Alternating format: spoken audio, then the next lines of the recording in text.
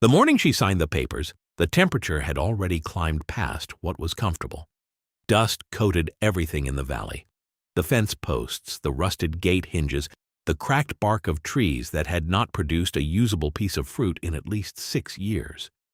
The orchard smelled like rot and dry wood and something faintly metallic that nobody could quite name. 43 acres of what used to be one of the most productive apple and pear operations in the county, now dead in a way that felt almost intentional. The trees stood in crooked rows, their branches brittle, their roots gripping clay soil that had been stripped of almost everything that made it worth gripping. Mara Ellison was 31 years old when she handed over a check for $50. 50? That was the price of a dying orchard, not because the land was worthless on paper, but because the previous owner, a man named Gerald Hatch, owed $17,000 in back property taxes and needed the debt assumed, not the cash. Mara had exactly $412 in her checking account. She had just lost her lease on a greenhouse operation 2 counties over. Her truck needed a new alternator she had been putting off for 3 months. She was, by every measurable standard, the least qualified person in that room to take on a failing agricultural property. The county assessor's office had 3 other people present that day. One of them laughed. Not a polite, suppressed laugh. A real one, the kind that comes out before a person can decide whether it's appropriate. His name was Dale Pruitt, and he had farmed the adjacent land for 22 years. He looked at Mara the way you look at someone about to make a mistake so obvious it almost doesn't deserve comment. "That soil is dead clay down to 8 feet, he told her, leaning against the doorframe like he already knew how the story ended. "You could pour money on those trees for 10 years and get nothing. Hatch tried. The Kellerman family tried before him. That land is cursed, is what it is." He wasn't being cruel. He genuinely believed he was being kind. If you're the kind of person who roots for the ones everyone else writes off, stay with this. Leave a comment telling me where you're watching from, because I want to know who finds this story as quietly astonishing as I do. And if someone in your life has ever been told their idea was worthless, share this with them. This one's for them. Mara's grandmother, Hessa Ellison, had farmed a 1/4-acre plot in a climate that had no business supporting food production. She grew herbs, root vegetables, and twice a year a sprawling mass of tomatoes that the neighbors described as frankly unreasonable, given the conditions.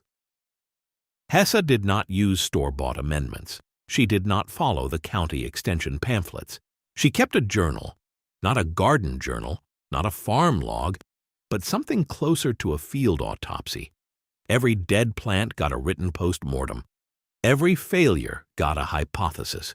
Over 50 years, that journal filled 460 pages and covered subjects ranging from fungal networks in clay soil to the relationship between decomposing wood and nitrogen cycling. Mara had that journal. She had read it approximately 11 times. Hessa used to say, "The ground does not fail the seed. Someone failed the ground." It sounds like something embroidered on a pillow, but in her hands it was a diagnostic tool. She meant it literally. Before you blame the plant, trace what happened to the soil, and before you blame the soil, trace what happened to the people managing it. What had happened to that orchard was not a mystery once you looked. Decades of conventional management. Synthetic fertilizers applied in quantities that chased yield at the expense of microbial life. Herbicides that wiped out the understory and with it, the organisms that broke down organic matter. Heavy equipment compacting the clay year after year until water could not percolate and roots could not breathe. The land was not dead. It was suffocated. There is a difference, and that difference was everything. While Dale Pruitt watched from his tractor cab and wondered how long before Mara gave up, she was doing something he would have found baffling if he'd known about it. She was not fertilizing. She was not replanting. She was not doing anything to the trees yet at all. She spent her first 3 months in the county library and in correspondence with a soil ecologist at a land-grant university whose contact information she found in one of Hessa's journal margins. Written in pencil, probably 30 years earlier. She was building a picture of what the soil biology looked like before it was stripped. Old aerial photographs from a county archive showed the orchard in its productive years bordered by a hedgerow that had since been removed. That hedgerow had been doing something.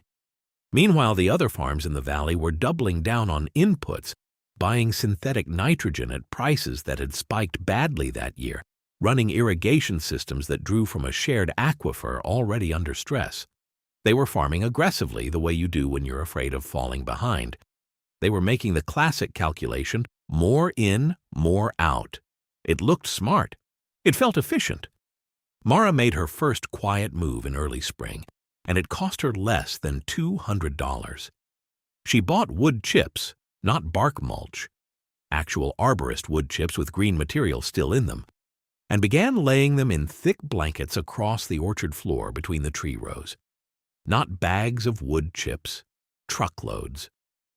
She negotiated with 3 tree trimming services to dump their loads on her property for free, because arborists often pay to dispose of their chips. She paid for the first load to establish the relationship, and after that, they came to her. Within 8 weeks, she had buried the compacted clay surface under 8 to 12 inches of decomposing, woody material in every row. The specific trees at the center of all this were a mix of old varieties.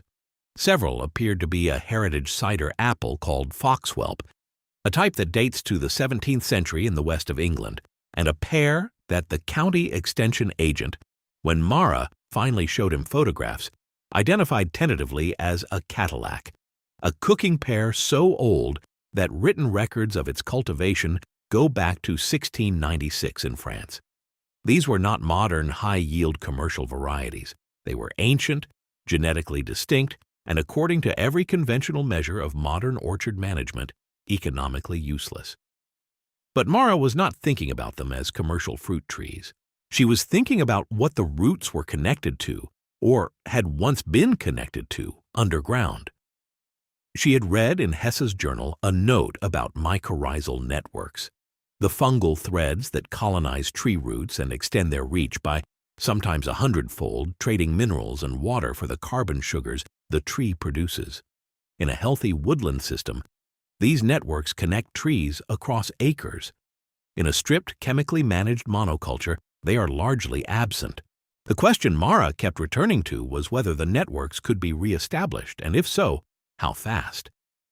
She inoculated the base of each tree with a commercial mycorrhizal inoculant, a product that costs roughly $12 a pound and covers, at appropriate application rates, about 40 trees per pound. She used just over a pound per acre across the sections with the most damage.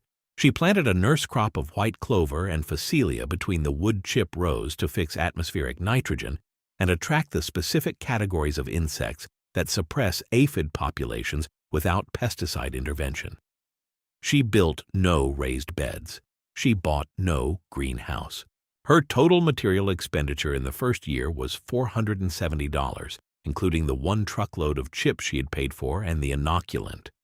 A conventional orchard rehabilitation program, run by a commercial agricultural consultancy in the same county, was quoting landowners in similar conditions a minimum spend of $18,000 per year for 3 years of soil remediation before any planting could be considered commercially viable.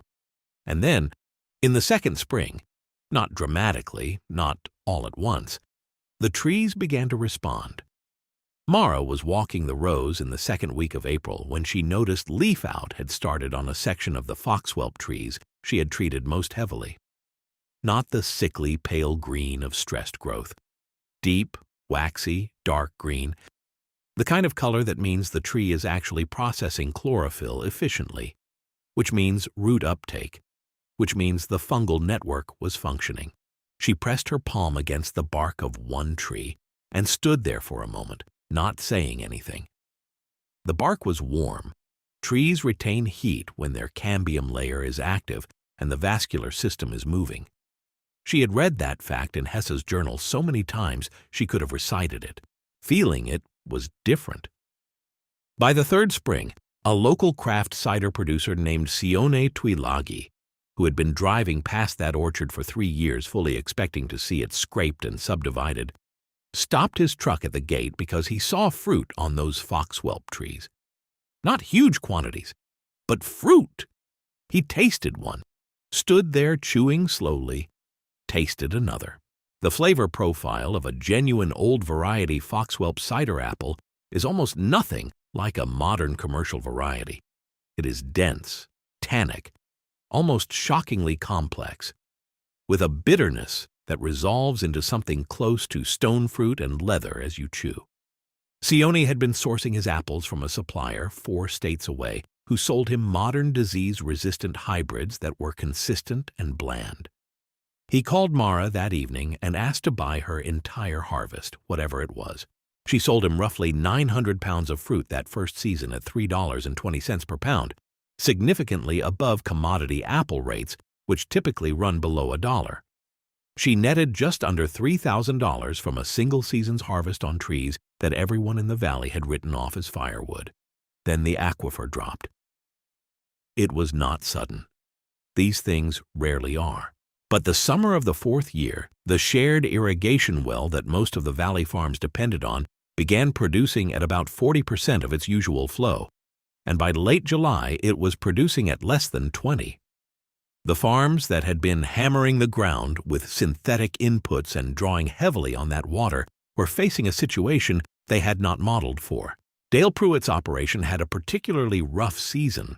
His apple crop came in at 1/3 of projected yield, and the quality was poor because stressed trees under water deficit produce small, sugary fruit that looks fine from the outside but falls apart in storage. He had contracts to fill. He couldn't fill them. Mara's orchard did not have an irrigation system. She had never installed one. She had relied instead on the water retention capacity of the wood chip layer, which by year 4 was anywhere from 14 to 22 inches deep in the treated rows, functioning like a sponge that stored rainfall and slowed evaporation. Her trees had also been encouraged through the absence of shallow artificial watering to send roots deeper, in a soil now porous enough to allow that. When the valley dried out, her root systems were drawing from moisture reserves below the worst of the deficit. Her fruit that year was the best she had produced. Heavier, richer, more complex. She harvested over 4,000 pounds.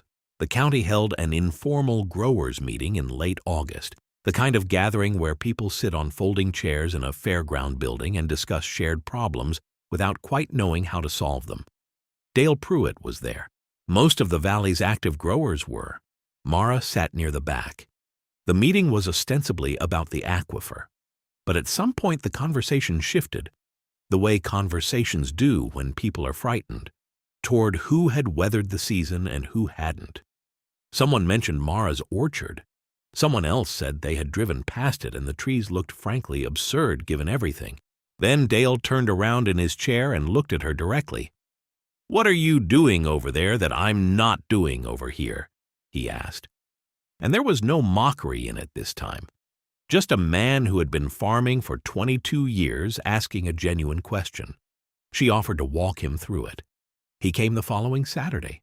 He brought his adult son.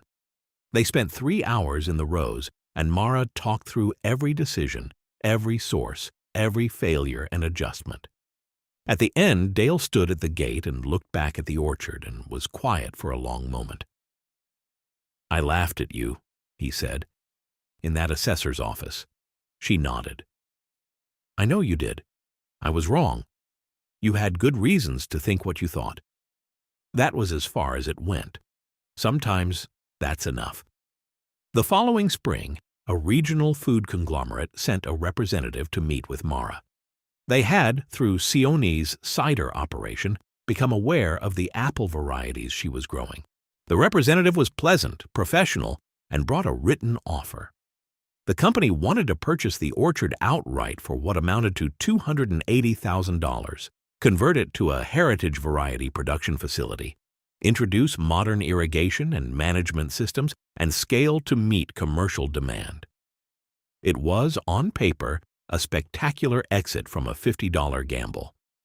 The representative laid the folder on the hood of his car and waited. Mara read through it twice. She thought about Hesse. She thought about the 460 pages of a woman's life's work in a journal that nobody but her had ever bothered to read. She handed the folder back. "The moment you run irrigation over this soil on a commercial schedule, you undo the root depth in about 2 seasons," she told him. "And the first year you apply a systematic input to hit a yield target, you start collapsing the fungal network. You'd have a conventional orchard in 4 years. You wouldn't be buying what you think you're buying." He said he understood, but the numbers were compelling. "They are," she agreed. "The answer's still no." She didn't frame it as principle. She just stated it the way you state a fact about the weather. By the 6th year, Mara had turned a section of the old orchard shed into an informal teaching space. She ran 1 workshop per month, capped at 15 people, covering soil biology, heritage variety selection, low-input establishment, and the specific mechanics of wood chip mulching as a remediation tool. She charged $40 per person. She gave Dale Pruitt a standing spot at no charge. He came most months and mostly sat quietly and took notes in a wire-bound notebook, the way a student does when they know they are behind but are serious about catching up. A retired schoolteacher named Patricia Olmsted drove 90 miles to attend one of the workshops after seeing a post about the orchard on a regional farming forum. She had a 3-acre property with 24 struggling trees and had been told by 3 different consultants that her soil was too degraded to be worth working with. After the workshop, she started her own wood chip program. 14 months later, she sent Mara a photograph of new leaf growth on trees that had been considered dead. On the back of the printed photo, she wrote, "Hesse was right. Someone failed the ground." Something strange happens when a place comes back to life. It doesn't announce itself. The birds arrive first, the kinds that need dense understory and insect populations to feed on. Then the soil starts to smell different, earthy and alive in a way that is almost animal. Then the trees stop looking like trees and start looking like something else, something older. The Cadillac pears in the back rows flowered in the 5th year so heavily that the branches needed temporary support structures. A variety that had been effectively dormant for close to a decade remembered what it was built to do and did it with something that, if you spent enough time in those rows, you might start calling enthusiasm. There's something in that story that is bigger than one woman and one orchard. Think about the things in your own life that someone with authority told you were dead, not resting, not recoverable, dead. How many of those dismissals did you accept because the person delivering them sounded confident? Because the paperwork agreed with them?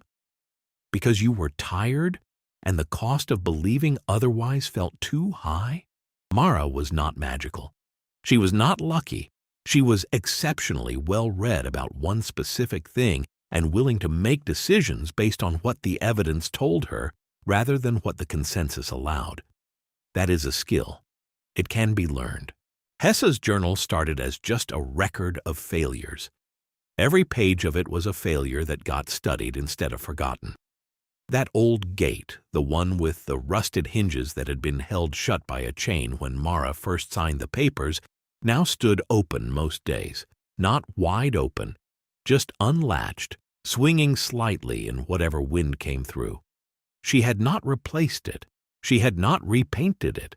It was still rusted, still crooked, still objectively the same gate. But when you drove past it now and saw those rows of trees behind it, full and dark and alive, in a way that the valley around them had not been in a generation, that gate looked like an entirely different object than it used to be. Context changes everything. The thing was never what it looked like. It was always what it was capable of becoming. If this story landed somewhere for you, leave a comment and tell me the one thing you own or believe in that someone else has already written off. I read every single one and I want to hear it.